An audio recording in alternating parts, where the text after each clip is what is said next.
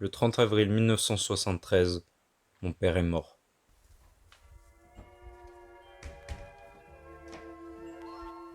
Il s'est pendu dans le salon comme ça, sans rien dire à personne. Je sais que le temps passe vite, doucement, pas comme il devrait passer, mais là, il n'existait pas justement le temps. J'étais triste un peu, pas beaucoup, j'en sais rien. En tous les cas, autour de moi, tout le monde vivait. J'étais révolté, enfin, dans l'ensemble, plutôt heureux, quoi. Je voulais vivre moi aussi. Alors j'ai fait une liste de tous les trucs que je voulais faire cet été, pour me sentir vivant. The thing called I'm Going Home by Helicopter.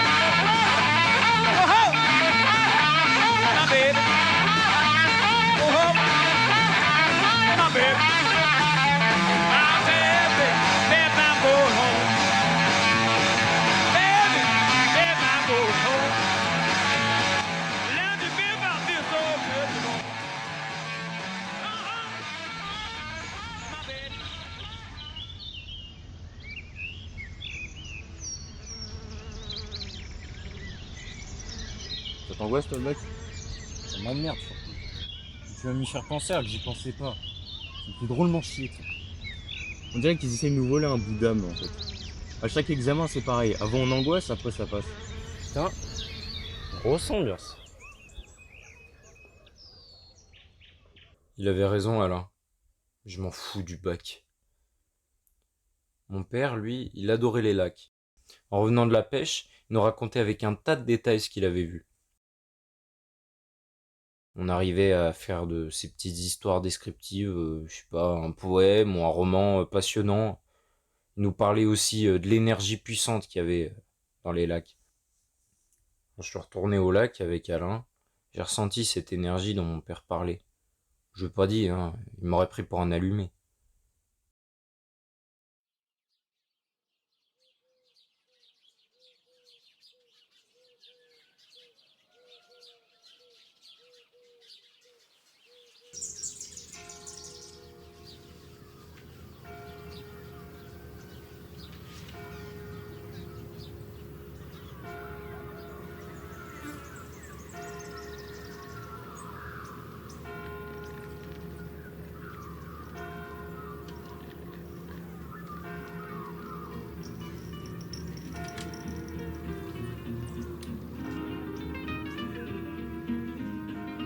Mon père adorait nous parler des lumières aussi. Je sais pas pourquoi. Il disait que dans les bars, tamisés le soir à travers les rideaux, à midi, donnaient à la pièce une couleur jaunie. Que les matinées d'été, les éclats s'éclatent contre l'eau et se dispersent entre les vagues.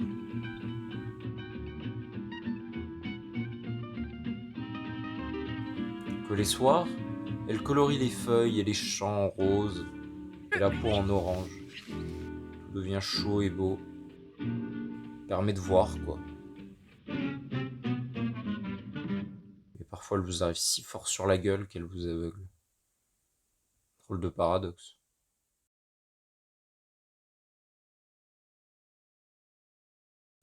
Parfois, avec ma mère, on se disputait très fort, à cause de tout et de rien. Sûrement à cause de nos émotions qui étaient bien trop énormes, et bien trop souvent coincées dans le travail ou les tâches quotidiennes. Ces disputes éclataient sous l'œil de mon frère, et au fond, je savais bien que ça l'impactait.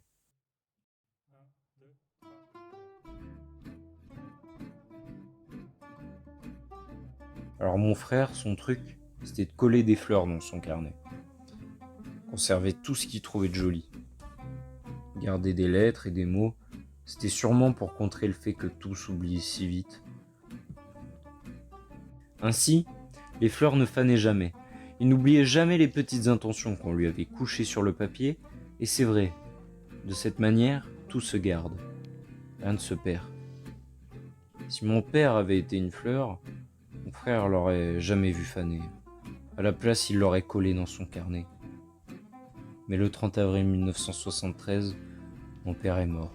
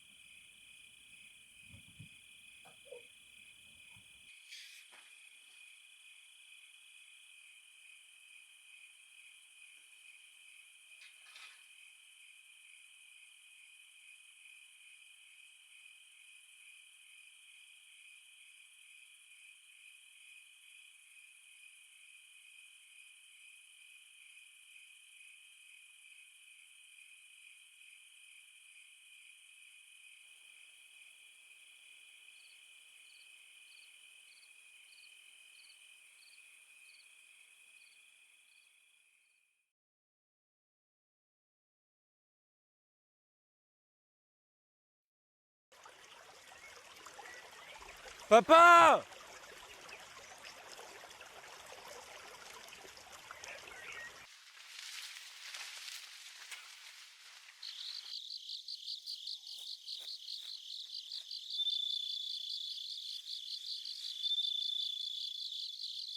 Papa!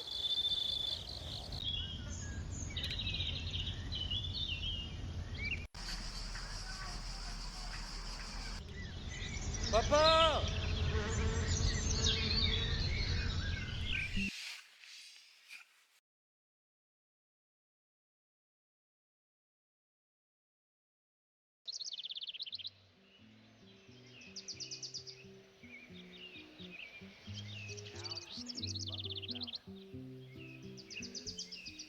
Moi, j'étais pas triste. Jamais vraiment pleinement. Tout partait, tout revenait. La liste, elle grandissait. C'est fou comme tout bouge si vite quand même. C'était déjà l'été.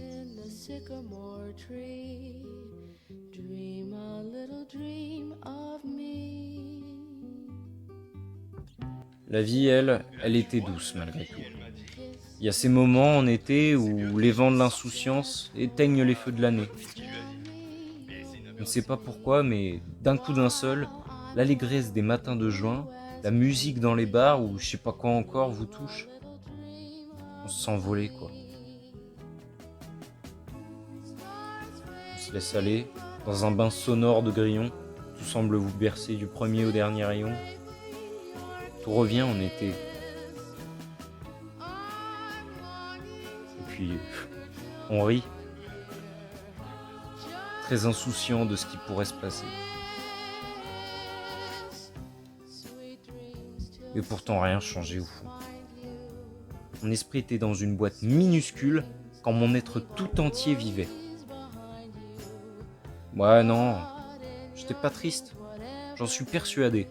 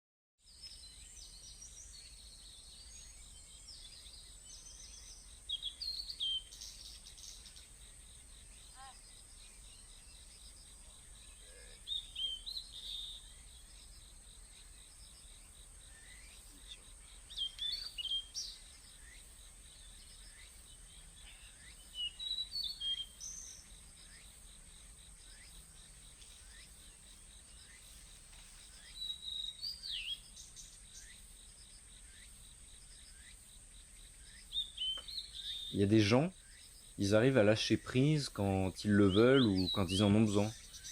Parfois, ils n'y font même pas attention. C'était le cas de Jeanne, c'était le cas de Alain. Moi, j'y arrive pas.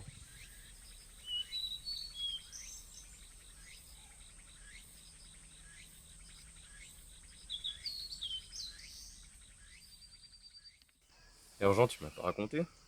C'était comment avec Jeanne? Très bien. Très bien. Très bien, quoi. Enfin, C'est tout ce que t'as à me raconter, très bien. normal. Normal. Ouais. Ah. D'ailleurs, mec, faut que je te montre un truc. Voilà.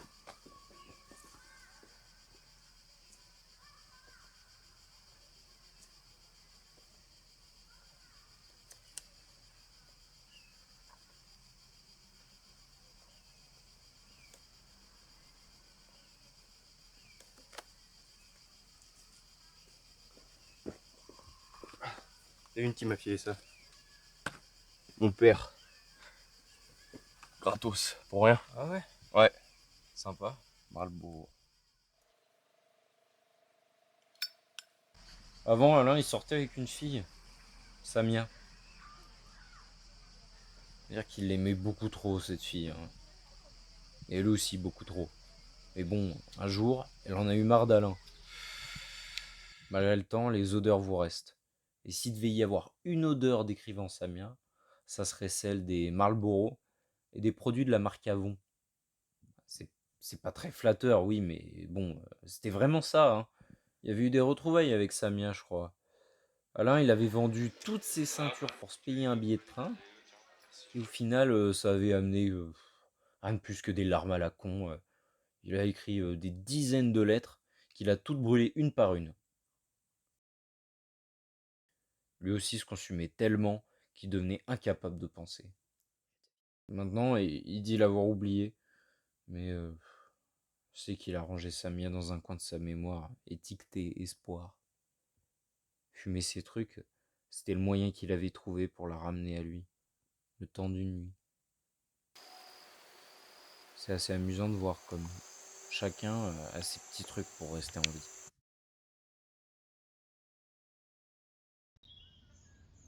Parfois, je touchais de loin ou de près à ce mélange sonore dont parle Proust et cette senteur dans l'air dont parle Baudelaire. Sans que je fasse aucun effort, une odeur me traversait et me rappelait un souvenir, ce qui me faisait aimer le présent. J'écoutais beaucoup de musique pour mon âge. Une des choses que j'aimais le plus avec la musique, c'est qu'elle avait le pouvoir de révéler mon essence à un instant. Vraiment, en les écoutant, j'étais moi, dans une version du monde qui me plaisait. Et c'était ça les rares instants où une once de sentiment naissait dans mon cœur, comme avant, enlevant au passage ce truc pesant sur mes épaules qui me rendait infirme. J'oubliais mon père, comme on oublie parfois un vivant. Je lâchais ma liste, comme on se débarrasse d'un lourd cartable, et j'allais et venais comme un insouciant. C'était vraiment chouette.